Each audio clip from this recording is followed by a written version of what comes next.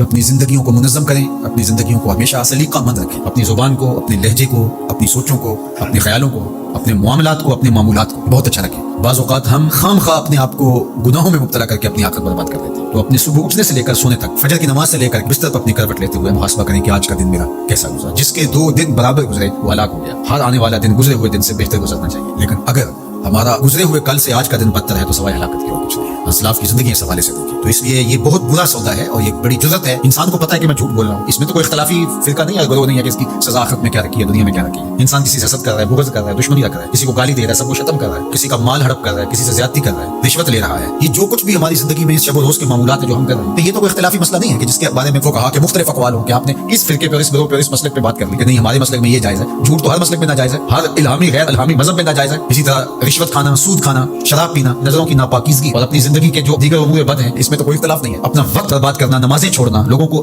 ایذا دینا، تکلیفیں دینا، ہمارا دین تو اس قدر حساس ہے لوگوں کے خیال رکھنے کے حوالے سے کہ لہسن اور پیاز کھا کر کے مسجد میں آنے سے روکا گیا ہے کہ تمہارے منہ سے نکلتی ہوئی سمیل کو سونگھ کر کے کسی کو تکلیف نہ ہو، کسی کو اذیت نہ پہنچے۔ وہ اس قدر حساس ہے۔ حضرت انس بن مالک آتے تھے تو چونکہ وہ جنہوں نے حضور کو نہیں دیکھا تھا تو وہ ان کا ہاتھ پکڑ کے چوم لیتے تھے کہ آپ نے حضور کو دیکھا، تو وہ اپنے ہاتھ کو خوشبو لگا کے آتے تھے کہ لوگ میرا ہاتھ حضور کی نسبت سے چومتے ہیں، تو ان کو اس کا احساس ہونا چاہیے۔ یعنی یہاں تک ہمارا دین ہے۔ تو آج میں اور آپ ایک دوسرے کے لیے باعث اذیت جب بن جاتے ہیں، اپنے ہمسائے کے لیے، اپنے دوست کے لیے، اپنے کلاس فیلو کے لیے، اپنے بھائی کے لیے، اپنے محلے داروں کے لیے، اپنے معاشرے کے لیے ناسور بن جاتے ہیں، ہمارا وجود لوگوں کے لیے اذیت کا سبب بن جاتا ہے، تو اللہ تعالیٰ نے فرمایا فما اصبرهم علی النار، آگ پر کتنا حوصلہ ہے کہ وہی اعمال کیے جا رہے ہیں جس کا نتیجہ جہنم ہے، وہ اعمال کیے جا رہے ہیں جس سے دل مردہ ہوتے ہیں، وہ اعمال کیے جا رہے ہیں جس سے قربت الہی میں نقصان ہوتا ہے۔ بتاؤ نا وہ کون سی چیز ہے جس چیز نے تمہیں دلیر کر رکھا ہے اور تم جہنم کے راستے پہ چل نکلے ہو؟ وہ دولت ہے، حسن ہے، جوانی ہے، اقتدار ہے۔ وہ چیز کیا ہے جس چیز پہ تم ناز کر کے اپنے رب سے دور ہو کے جہنم کا ایندھن بننے کے لیے تیار ہو گئے؟ کتنا حوصلہ ہے لوگوں کا، کتنی ڈٹائی سے کہہ دیتے ہیں یہ جہاں مٹا اگلا کس نے ڈٹا۔ کوئی کہتا کوئی بات نہیں، کر لو جو کرنا، آخرت میں توبہ کر لیں گے۔ توبہ کی امید پر گناہ کا کرنا یا ڈٹائی کے ساتھ گناہ پہ گناہ کیے جانا، اپنی بد اعمالیوں کی کوئی توجیہ کر لینا، مختلف شیطان کے فریب ہیں، مکر ہیں، وہ آپ کو مختلف طرح سے پھانس لیتا ہے، ہم اس کی کوئی توجیہ کر لیتے ہیں، اس کی کوئی صورت گری کر لیتے ہیں۔ مطلب کیا؟ جب اللہ کی کتاب سے ہم انحراف کریں گے تو اللہ